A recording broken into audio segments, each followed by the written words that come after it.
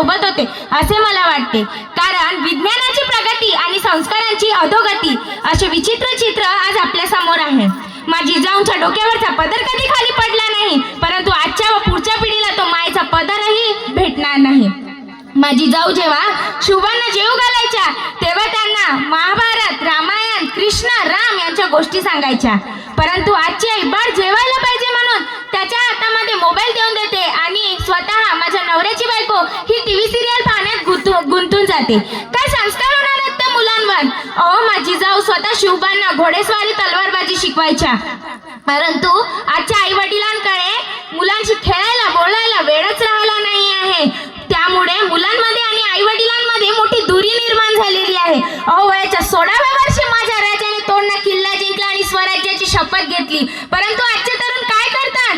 काय करतात आजचे तरुण? आजचे तरुण डीजे समोर नाचतात, मोबाईलवर गेम खेळतात, शिव मिरवणूक काढतात आणि शिव मिरवणुकीमध्ये काय म्हणतात? उशिरा उठे, दारू घोटे, दारूचा गिल्लास फुटे, पण पिछे नाही हटे, दारू ना सुटे. अहो, माझ्या शिवाजी राजांचे मावळे काय म्हणायचे?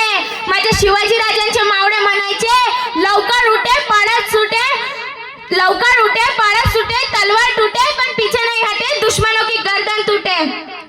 अहो, इतके नकारात्मक विचारांमध्ये आजची मुलं मुली गुंतून गेली आहे की 10वी 12वीचा पेपर चांगला गेला नाही तर करा आत्महत्या, एखाद्या शेतकऱ्याचे पीक चांगले आले नाही तर करा आत्महत्या, किंवा एखाद्या मुलीने नाही म्हटले तर करा आत्महत्या. हे शिकवते का आपल्याला शिवचरित्र? आपण स्वतःला शिवाजी महाराजांचे मावळे सांगतो आणि एखाद्या संकटाला घाबरतो.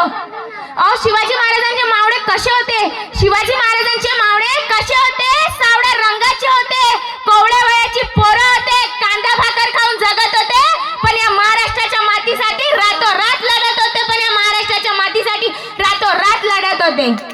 अहो, महाराजांनी कधी गरीब श्रीमंत जातीभेद धर्मभेद केला नाही. महाराजांचा फक्त एकच धर्म होता आणि तो म्हणजे मानवता धर्म, परंतु आज जाती धर्मांमध्ये दंगली होतात.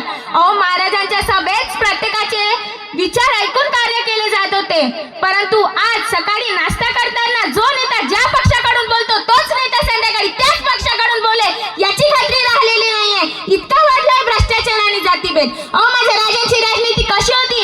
कशी होती माझ्या राजांची राजनीती? अंधश्रद्धेच्या बंद केल्या चालीरीती, गरीबातल्या गरीबाला सुद्धा महाराजांना भेटायची वाटत नव्हती भीती, लढायला जाताना कधी नाही पाहिली तिथे, कधी नाही पाहिली तिथे. अहो, माझ्या राजाने तिथे पाहून कधी कोणते कार्यक्रम केले नाही. तुम्ही ऐकलंय का की कोणत्या शिवचरित्रात कोणत्या स्त्रीवर अन्याय झालेला आहे? अहो, माझे राजे तर स्त्रियांचा आदर करीत होते. मल्लामा देसाईला जेव्हा राजदरबारात आणले गेले तेव्हा त्यांना असं वाटले की इतर राजांसारखे हेही राजे मला शिक्षा देतील, परंतु राजांनी त्यांना साडी चोळी देऊन त्यांच्या राज्यात त्यांची सुखरूप पाठवणी केली.